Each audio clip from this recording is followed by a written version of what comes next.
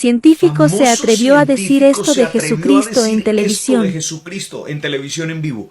Atentos mis hermanos a nuestro video de hoy y espero leerlos en los comentarios. Aquí está nuestro video. Atentos.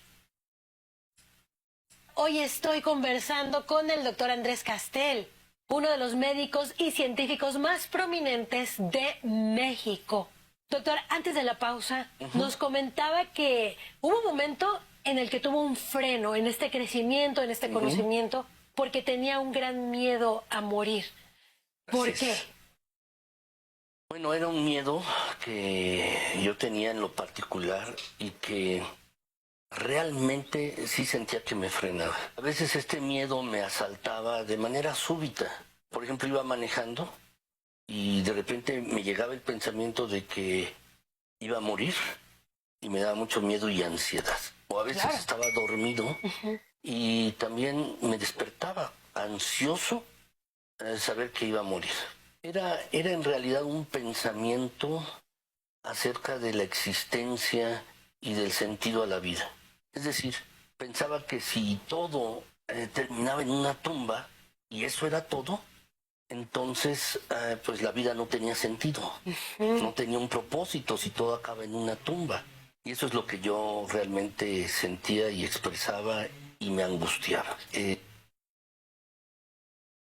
Pues la ansiedad, de verdad, el corazón se me aceleraba. Claro. Y me daba una ansiedad, un miedo, en el sentido de que, bueno, la vida no tiene un sentido, no tiene un propósito. Entonces, ¿para qué estamos aquí? No hay razón de vivir. Sabía que había un Dios, pero no lo conocía de manera personal. Ya anoche eran como la 1 de la mañana, ellos estaban dormidos. Y abrí una Biblia, que siempre había una Biblia en la casa. Y la abrí en el pasaje que se encuentra en 1 Tesalonicenses capítulo 4, en el versículo del 13 hasta el 17. Y allí hay un pasaje que dice el apóstol Pablo a esta iglesia de Tesalónica, donde dice: no quiero que ustedes ignoréis, ¿sí? O que no tengan esperanza como aquellos, o como aquellos, perdón, que no tienen esperanza, que sean como aquellos. Que se entristezcan como los Así que no es, tienen exacto. esperanza. Exactamente. Y continué leyendo, y la descripción del pasaje es precisamente el regreso de Cristo, el regreso de Jesucristo. Dice, al final, la trompeta, los muertos en Cristo van a resucitar primero. Y después todos nosotros seremos arrebatados para estar siempre con el Señor. Y entonces termina el pasaje: animaos pues unos a otros con estas palabras. Cuando yo leí esto, dice, la verdad es que sí hay sentido. Hay sentido porque creyendo lo que dice ese pasaje, entonces no todo terminaba en una tumba. No todo termina en el féretro. Porque hay algo más después. Estaba yo pensando solamente en términos biológicos, en términos físicos o materiales, pero estaba olvidando ciertamente que hay algo más allá de la muerte. Y hay algo de nuestra esencia que Dios ha puesto en nosotros. Y es precisamente esto. Entonces entendí esta parte y en esa ocasión, al entenderlo, lo que hice fue darle las gracias a Dios. Y también comencé a llorar. Comencé a llorar y a orar. Y dirigirme a Dios y le pedí perdón. Porque yo me creía perfecto. En realidad lo que tenía era soberbia y orgullo. Era eso. Y en realidad le pedí perdón a Dios por esto.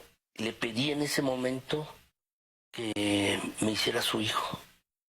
Y que como muestra de que yo era verdaderamente su hijo, me quitara este miedo. Empecé a sentir una paz como nunca la había sentido. Una paz. Y entonces comencé a agradecerle a Dios. Claro. Y la verdad es que el miedo se me quitó. Al otro día estaba yo muy contento, estaba gozoso, había entendido que la vida tiene un sentido, un propósito, que estamos aquí por algo. ¿Qué les podría decir a aquellas personas que son destacadas en sus diferentes rubros, pero que no tienen lugar para Dios en su corazón? Claro, es una buena pregunta. Y quiero, citar el Salmo 14:1. Dice ahí ese versículo, dice el necio en su corazón, no hay Dios. Pero no es una necedad Claro. de orden intelectual. El no creer en Dios es más bien una necedad de orden moral o espiritual, en el sentido de que yo no quiero creer en Dios. ¿Por qué? Porque muchas personas no quieren dar cuentas a alguien. No quiero creer. ¿Por qué? Porque me conviene. Quiero vivir como yo quiero vivir y no sujeto a lo que Dios dice como debo vivir. Pero ese hecho, mi decisión o la decisión de una persona de no creer en Dios, no implica que la ciencia se divorcie de la fe. Esa es la decisión personal de una persona en particular. Entonces, yo creo que no hay un divorcio. Y basta ver, por ejemplo, que hay grandes científicos que han sido cristianos. Entonces, y así podemos ir encontrando personas a lo largo del tiempo profundamente creyentes, pero que también utilizaban su intelecto. Y lo que podían descubrir en la naturaleza y a través de diferentes experimentos y esto, que hay una mano que está guiando todo. Esto es Qué Dios. asombroso, claro. Y esto es el hecho de que algunas personas que se dedican a la ciencia y sean ateas, no es por la ciencia en sí, es por la ideología que tienen. Si has encontrado una razón para morir, entonces has encontrado una razón para vivir. ¡Wow! Que es una frase genial, pero que Muy en ella está profunda. involucrada la fe y la esperanza. Si uno ha encontrado, uno está dispuesto a morir por algo, en lo que uno cree. Si uno tiene allí cimentada su esperanza, entonces uno ha encontrado, y está dispuesto incluso a morir por eso, entonces ha encontrado uno una razón para vivir. Doctor, ¿cuál sería su razón para morir? ¿Y su razón para vivir? Cristo, Jesucristo, porque precisamente Él da esperanza. La fe tiene, en realidad es una decisión. Es como amar, es una decisión. Claro, y muchas veces pensamos que es una emoción. Así es, el perdonar es una decisión, es un acto de la voluntad. El tener fe es igual, es tener un acto de la voluntad, donde uno decide colocar su confianza en algo, y en este caso es en Jesucristo. ¿En qué se basa la fe? La fe se basa en lo que Dios ha dicho en su palabra. Exactamente. Entonces, ¿y qué es lo que proporciona la fe? Esperanza. Muchas personas necesitan esperanza para vivir y para morir. Hoy estoy... ¡Wow! Mis hermanos, qué testimonio tan poderoso de este científico mexicano, que él ha creado piel humana artificial. Es impresionante hasta dónde Dios le ha dado conocimiento a este hombre. Y este hombre reconoce públicamente su fe en Dios. Ahora, él dice, aquel que es científico no es por la ciencia y es ateo, no es por la ciencia que se hizo ateo, es por su ideología, porque la ciencia demuestra la existencia de Dios. Y es que la Biblia, mis hermanos, ya lo había predicho. Justamente el apóstol Pablo, de quien él está hablando en su declaración a la iglesia de Tesalónica.